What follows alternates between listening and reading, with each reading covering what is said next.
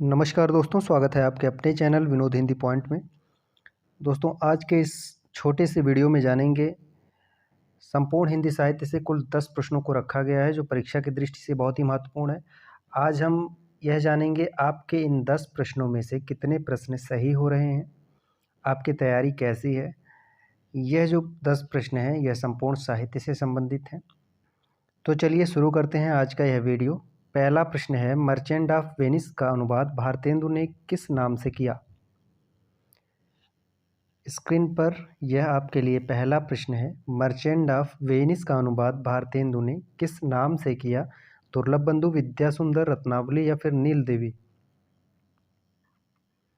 यह देखना है आपके 10 प्रश्नों में से कितने प्रश्न सही होते हैं। तो इसका सही उत्तर हो जाएगा दुर्लभ बंधु। अगर यह प्रश्न आपका सही है तो 1 नंबर आपके लिए। अगला है, भारतेंदु का कौन सा नाटक सामयिक विषयों पर आधारित है। भारतेंदु का कौन सा नाटक सामयिक विषयों पर आधारित है। प्रश्न संख्या 2।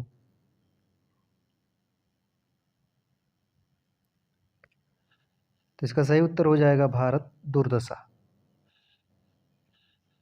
भारतेंदु के नाटकों को अगर आप अच्छे से पढ़े होंगे तो यह प्रश्न आसानी से आप कर पाएंगे। अगला प्रश्न है, मोहन राकेश की कौन सी कहानी भारत पाक विभाजन पर आधारित है। मोहन राकेश की कौन सी कहानी भारत पाक विभाजन पर आधारित है। झारखंड पीजीटी का जो एग्ज़ाम हुआ था 22 अगस्त को, हिंदी का जो पहला पेपर था पहले शिफ्ट का, उसमें जो है यह जो है प्रश्न पूछा गया था और इसका जो सही उत्तर हो जाएगा मलबे का मालिक। उस प्रश्न में पूछा गया था मलबे का मालिक का पात्र कौन सा है। तो इसका जो पात्र है अब्दुल गनी है। ठीक है। और इस प्रश्न में पूछा गया है मोहन राकेश की कौन सी कहानी जो है भारत पाक विभाजन पर आधारित है। तो मलबे का मालिक। अगला प्रश्न है, टकसाली भाषा किसे कहते हैं। टकसाली भाषा किसे कहते हैं। देखना है कि आपके 10 प्रश्नों में से कितने प्रश्न सही होते हैं। संपूर्ण हिंदी साहित्य से प्रश्नों को लिया गया है। तो टकसाली भाषा किसे कहते हैं। संस्कृतनिष्ठ, ग्रामीण भाषा, परिनिष्ठित भाषा या फिर कृत्रिम भाषा। तो इसका सही उत्तर हो जाएगा परिनिष्ठित भाषा को टकसाली भाषा कहते हैं।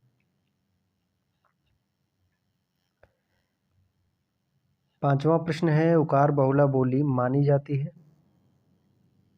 उकार बहुला बोली मानी जाती है। तो जो उकार बहुला बोली है वह है अवधी। ठीक है। उकार बहुला बोली अवधी को मानी जाती है। अगला है, डॉक्टर बच्चन सिंह ने हिंदी की प्रथम कहानी किसे माना है।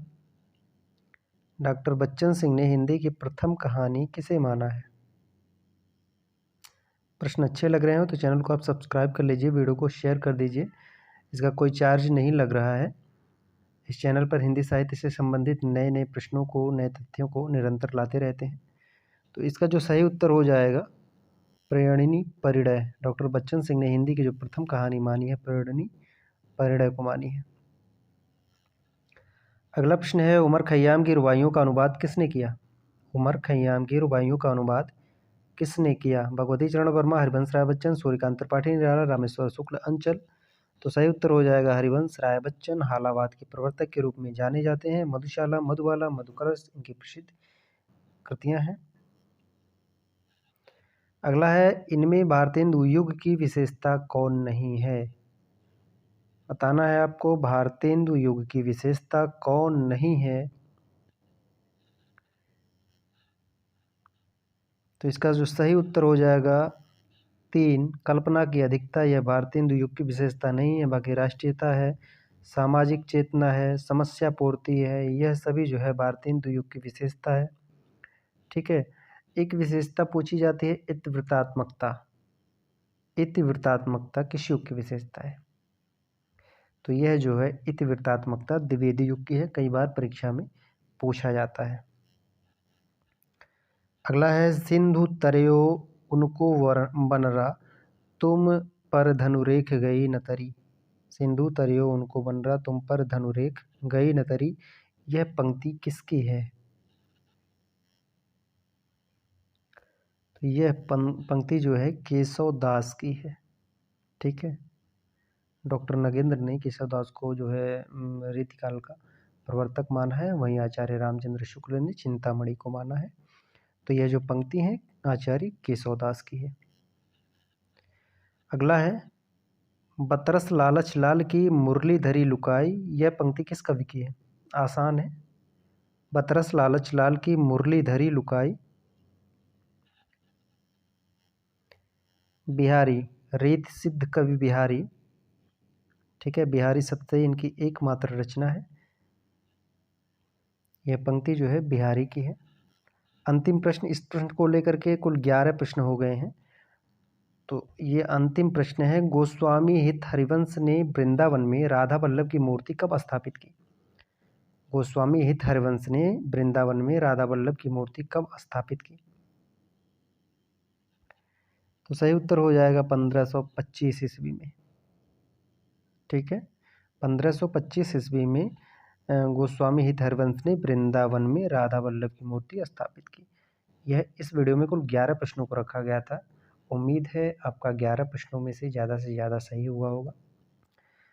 इसी तरह के वीडियो हम बराबर लाते रहते हैं। अगर आप चैनल पर नए हैं तो एक बार फिर से चैनल को आप सब्सक्राइब कर लीजिए, वीडियो को शेयर कर दीजिए। मिलते हैं अगले वीडियो में नए प्रश्नों और नए तथ्यों के साथ।